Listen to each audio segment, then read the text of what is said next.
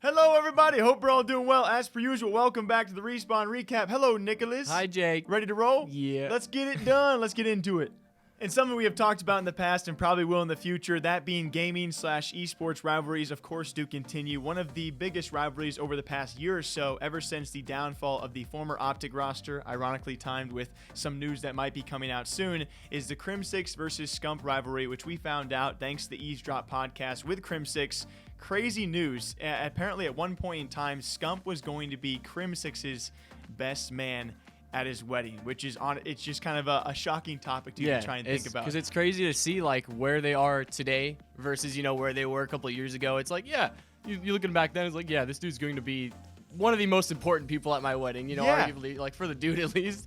And then you look at him now, and it's completely gone. Like, and I don't think either one of them could have, you know, thought 2 years ahead, oh, we're going to be having this gigantic fallout. None of us are going to be with OpTic. Yeah. You're going to be with the Huntsman, and you're going to be with the Dallas Empire, and we're going to be big rivals. You know, part of the big rivalry that actually fueled the Call of Duty League.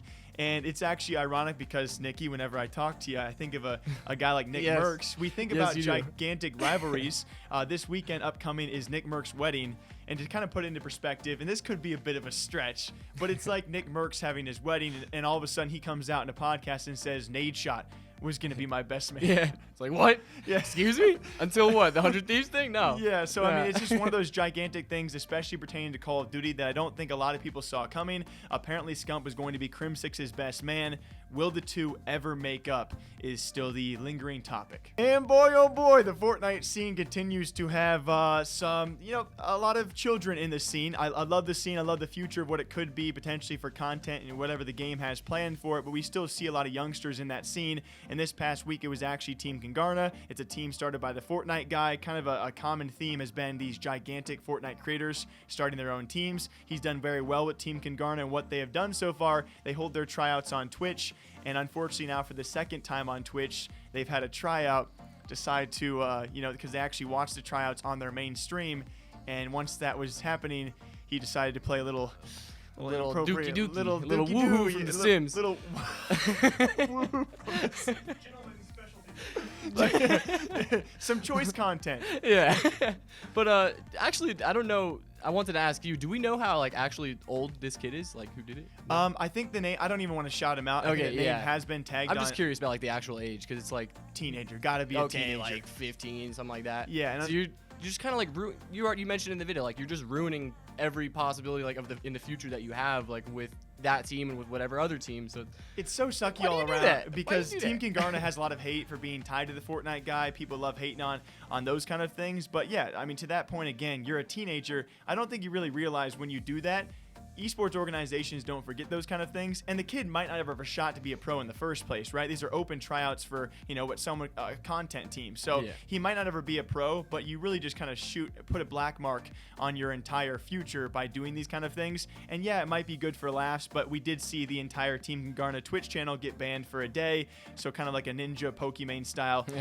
Yeah, that kind of stuff is not allowed on Twitch. And the troll did win this time, but just a childish joke. Maybe not. Yeah. We'll see what his future is. And then good old NICKMERCS content with my boy Nick. We saw it again this past week, and you know, we actually have seen this quite a bit with the teasing of a supposed Bora Bora trip by Tim the Tatman and NICKMERCS. It was actually this past week where Nick in a short clip came out, and we saw in our video as well where we covered Doc quite a bit, the hate for the people that have not been streaming with Dr. Disrespect. NICKMERCS actually addresses that he has been blamed and hated on for not taking the risk and streaming with Doc on Twitch. And that's one of those things where you got to put yourself in like NICKMERCS' shoes, where it's like he's like top 10 biggest streamers, I'm pretty sure. He's up there. He's huge, but you don't want to risk your entire account.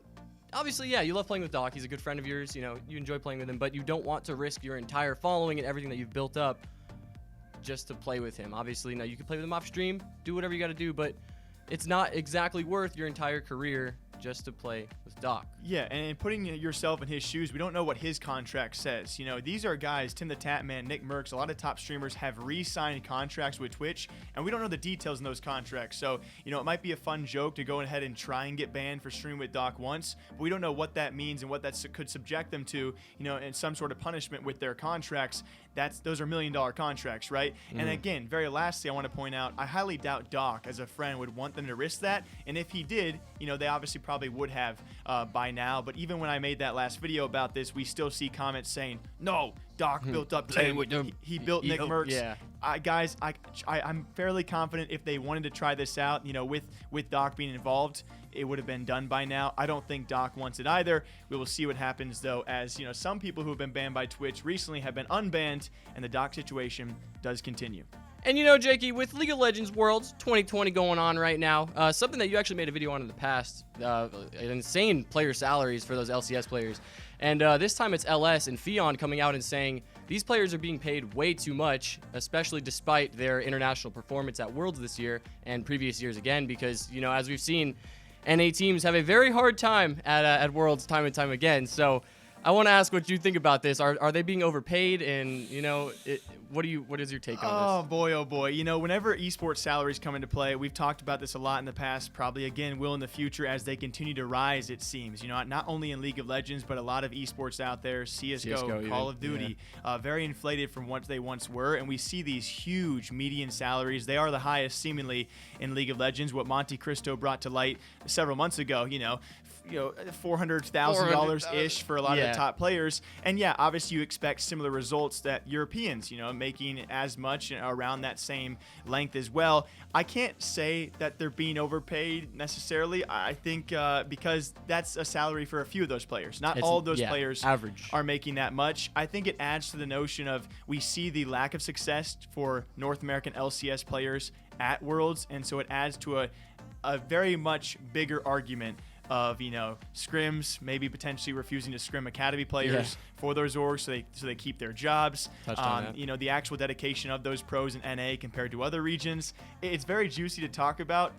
I think it's just kind of sucky to see they're making so much and not performing at the top stage. And obviously this past week, the biggest news, we got to quickly touch on this. I do want to preface by saying this is actually pre-recorded by a couple of days in case anything does break, that being the potential and nearly confirmed reacquiring of OpTic Gaming by HECZ, and largely kind of a widespread debate as to what the heck this could mean. Is Nadeshot involved? 100 Thieves? Is Dr. Dis involved in some sort of shareholder role for CDL? With that branding rights and naming rights being bought of OpTic Gaming, now HECZ is the one and only GOAT of Call of Duty to own 2 Call of Duty League spots, which he will have to sell 1. The giant question is, who does he sell to? And to you, I ask you this. Of course, him buying back OpTic Gaming is gigantic news, but he's underneath NRG Esports. So, would you say that HECZ stays with NRG and works out some sort of deal underneath them, or do you think he'll be leaving to do his own thing with OpTic? I have no freaking clue, man. Put you on the spot. I have no clue. It's like when you have such a legacy behind OpTic, I feel like you have to kind of like, especially when you're reacquiring it, I feel like that's something you just have to pursue again because of, you know, like I said, just like the legacy you've built, and you kind of want to at that point continue it because you are reacquiring it. So I don't know. I have no freaking clue. I think a lot of people are with you on that one. And obviously, we have no updates for you guys, so keeping it short, brief, and simple. Obviously, the future of NRG HECZ or OpTic HECZ is still in the air, but it continues to be the biggest news we have seen in quite some time. As per usual, we hope all of you beautiful people enjoyed the Respawn recap. Nicholas, you want to send these gamers home? See you later, guys. Take it easy, everyone. Peace out, gamers.